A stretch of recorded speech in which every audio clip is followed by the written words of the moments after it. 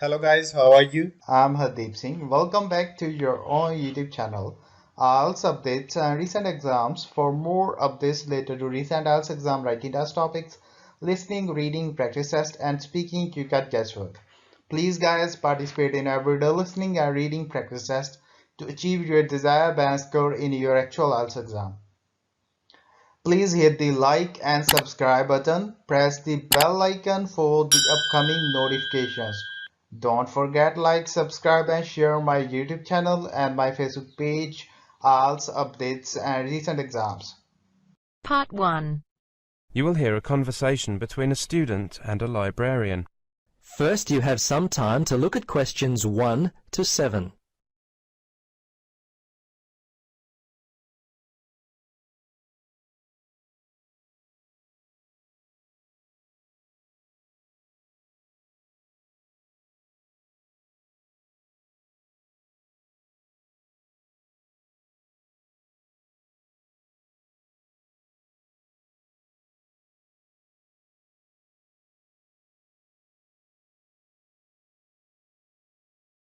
Good morning. I'd like to join the library, please. Of course. Can I just see your student card? Here you are. Thank you. Let me just check. Your first name is Garba, Garba, and your surname is Buwal, Buwal. That's right. Can I just get some additional information from you for our database? It won't take long. Sure. Could I have your address, please? Here, in Newtown, Yes. 16 Bridgeway Road. Is Bridgeway written as one word? Yes, it is. Thank you. Which city are you from? Just the city. I don't need the full address. I'm from Lagos, in Nigeria. And your date of birth? 25th of May, 1983. Which course are you on? MSc Engineering.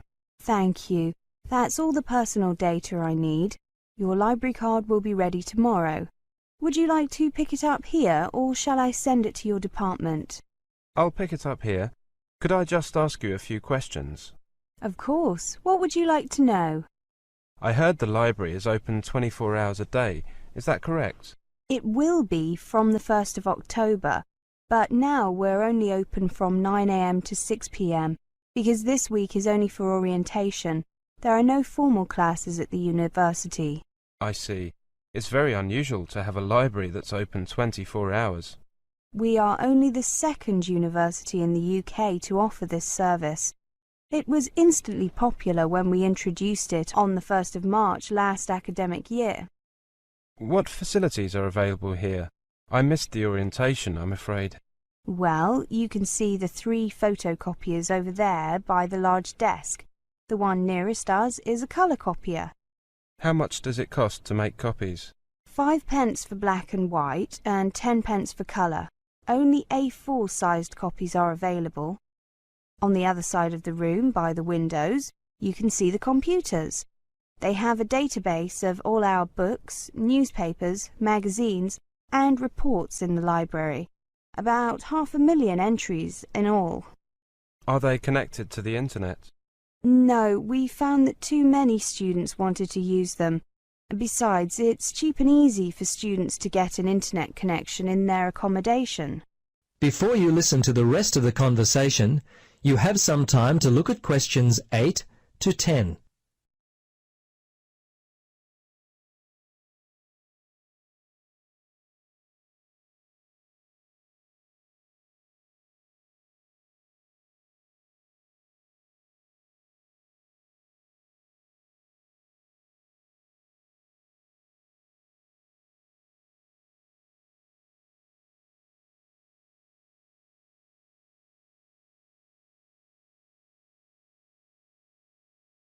Those stairs lead to the rest of the library? Yes, on this floor we have newspapers and magazines. Users are not required to be silent in this part of the library, but we do ask that the noise be kept to a minimum. Upstairs there are all the books and reports. What's that room at the end there? You mean at the opposite end of the room to my desk? That's the video and DVD room. We have a small selection of videos and DVDs that students can view, but usually an appointment needs to be made in advance. However, this is not necessary if the room is not in use. Well, thank you very much. My pleasure. That is the end of part 1. You now have half a minute to check your answers.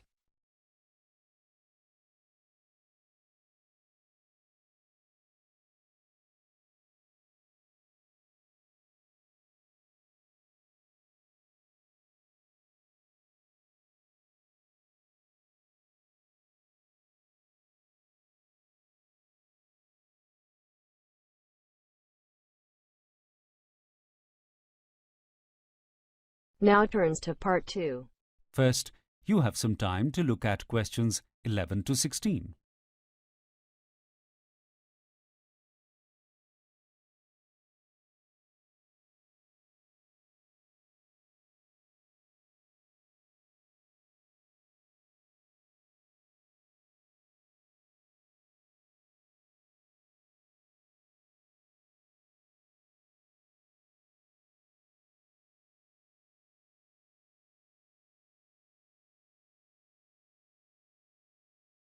Hello everyone, I'm here to talk to you about extending your leave to remain in the UK. Let me just check that you are all from outside the European Economic Area. If you are from the EEA, this information does not apply to you. Okay, let's begin. The very first thing to do is to take note of the date that your entry clearance is valid until, or the date that your leave to remain in the UK will run out. This is the date when your current permission to be in the UK will expire. By this date, you should either leave the UK or extend your permission to be here. As a part of the initiative to attract more international students to the UK, many international students are now given permission to be in the UK for the full period of study. Students on courses of 12 months or more that end during the summer will usually be given permission to be in the UK until the 31st of October. Students on courses that do not follow the usual autumn to summer pattern will usually be given a period that includes 2 months at the end of the course for packing up and making arrangements to leave. However, some students are not given permission to be here for the whole of their course at the very beginning. If this has happened to you, you will have to apply for an extension of your permission to be here. Start preparing for the application about 2 months before your permission runs out. However, you should not normally make the application until 1 month before your permission runs out. To apply to stay longer in the UK, you must take or send certain documents to the Home Office. The Home Office is the name we give to what people in most other countries call the Interior Ministry. They must be the originals and not photocopies. Which documents do you need to send? Your completed application form, Form FLRS, your passport and passports for each dependent if they are applying to extend their stay in the UK with you. If your passport shows that you are required to register with the police, you must also send your police registration certificate and certificates for each dependent, if they are applying to extend their stay in the UK with you. You also need to send a letter from your college or university stating that you are still enrolled on a full-time course of study, or that you will be beginning another one. Bank statements covering the past 3 months, or other evidence that you have enough money to continue to pay your fees and maintain yourself and any dependents. A recent passport-size photograph of yourself and similar photos of any of your dependents aged 16 or over if they are applying to extend their stay in the UK with you. Before you hear the rest of the conversation, you have some time to look at questions 17 to 20.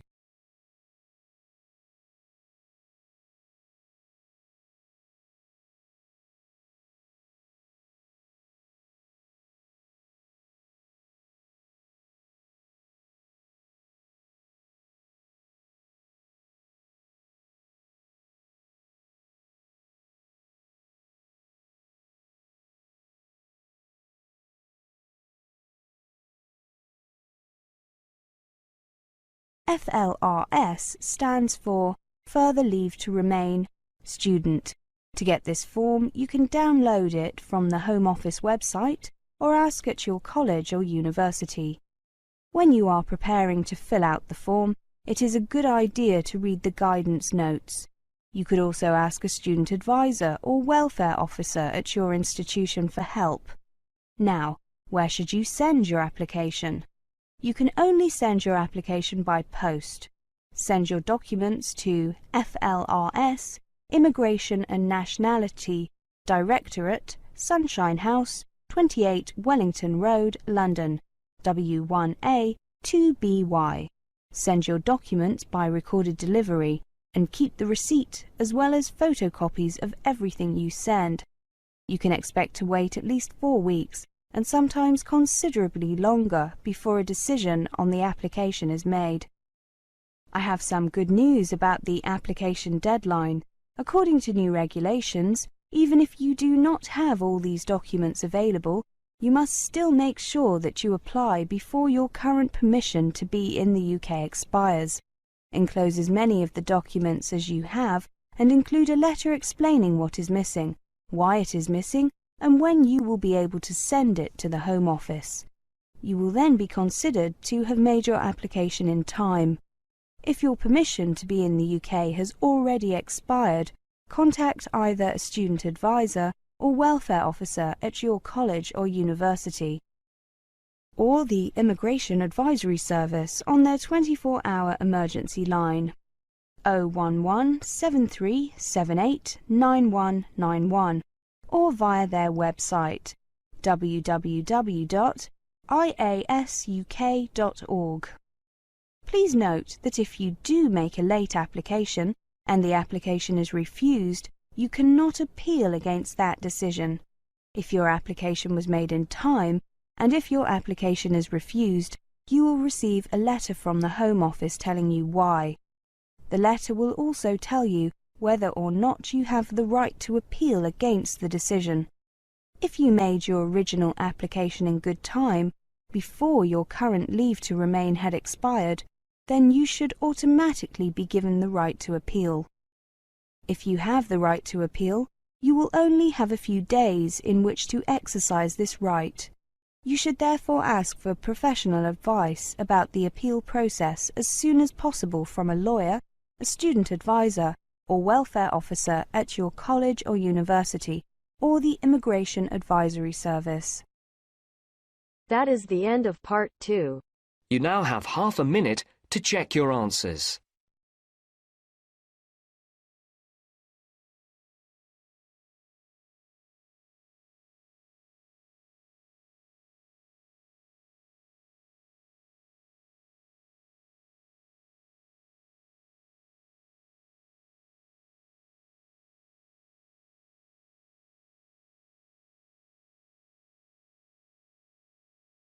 Now turns to part 3. You hear two students, Anne and Fergus, planning a project that they need to submit to their university tutor. First, you have some time to look at questions 21 to 26.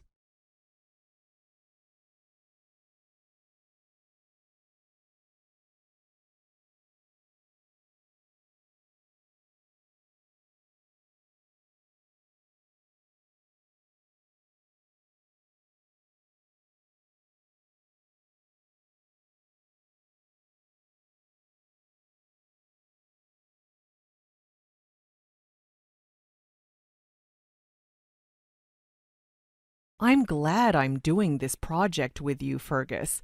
I think we will work very well together. How do you think we should go about it?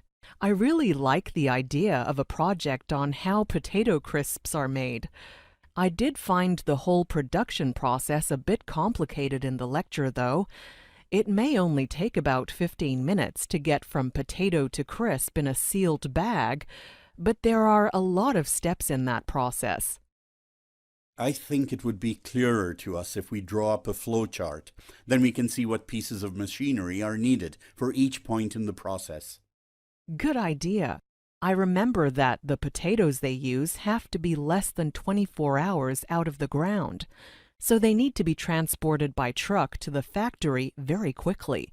Then, once they come off the truck, they are put straight into the crisp making machine.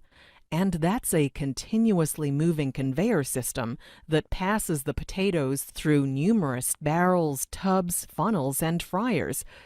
I just can't remember the order. Well, it's quite amazing, all completely automated. After the potatoes are loaded onto the conveyor belt, they pass through rolling barrels that brush the dirt off them. Then they travel along a water canal to the peeler. The peeler takes the skin off, right? Yes, the potatoes tumble around abrasive rollers until the skin is removed. My notes say the peeler can skin 12,000 pounds of potatoes an hour. Then they move on to another conveyor that separates the potatoes into sizes. The smaller ones drop through gaps in the conveyor, and the larger ones are chopped into smaller pieces that then fall into the rinser, joining the smaller potatoes. They are now all about the same size. Then, from what I remember in the lecture, they go along the rinser conveyor where they are sprayed with water before they get into the slicer. This is where they are cut into the crisp shapes. Here, they are spun in a huge drum with adjustable blades. From just one potato, they get enough crisps for a small packet. And then they are rinsed in cold water for about a minute before they pass along another conveyor belt, which dries off the excess water with an air blower. Okay, that's all a bit clearer now. So then they enter and move through the long fryer, which contains canola oil boiling at 190 degrees Celsius. They exit the fryer, still on a metal conveyor belt, and the excess oil drips through perforations in the belt. After that, they pass through an electronic scanner, which identifies any brown spots or defects and blows individual chips off the conveyor belt with air pressure. It's amazing. Yes, that electronic scanner is genius. No more burnt crisps in the packet. Then they get a shower of salt and are sprayed with flavorings before dropping through a funnel. The funnel weighs out portions to be packaged. These portions then drop into bags that get heat sealed. And there you have a packet of crisps. Before you hear the rest of the conversation, you have some time to look at questions 27 to 30.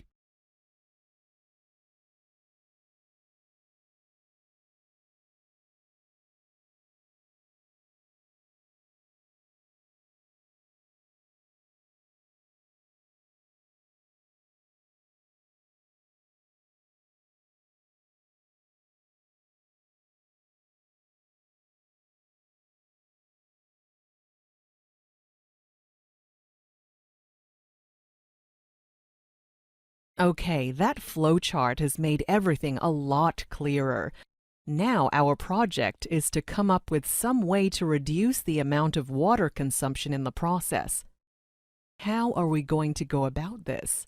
We definitely need to visit a factory ourselves and talk to the people who run the machines. I want to find out why the slices need to be in cold water for 1 minute. This might be a part of the process that we could reduce. Perhaps the conveyor belt could be shorter here, if we can, say, get the time down to 30 seconds and save that amount of water. Or we could recycle the water from that process, which is relatively clean, for the first rinsing step before the potatoes are peeled. What do you think? It's only the stage where the last of the dirt is being taken off. That's brilliant. Now the assignment doesn't have to be on the part of the process that involves frying and packaging. It is the preparation section that we need to focus on. Once we decide on the modifications to be done to the machine, we have to present them in design form. You are much better at that than me. I can write most of the text to go with it. That's fine with me, as long as the ideas come from both of us.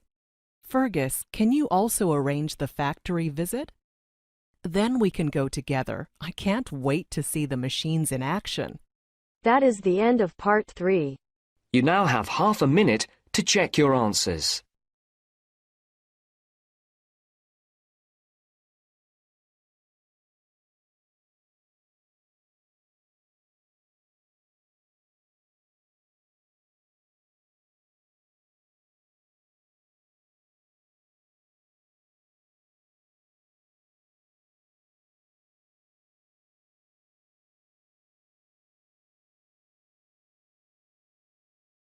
Now turns to Part 4. You will hear a part of a lecture about fillings in teeth. First, you have some time to look at questions 31 to 40.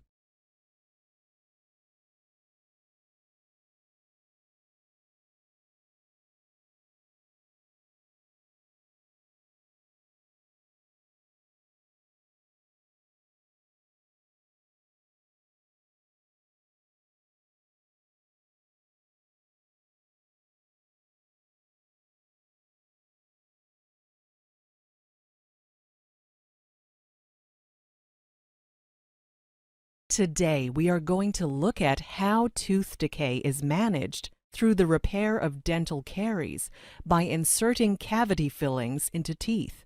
Statistically speaking, quite a few of you in this lecture theater would have fillings in your teeth, but being on the receiving end of a filling does not necessarily mean you know what is being done in your mouth. Tooth decay destroys the surface layer or the enamel of a tooth.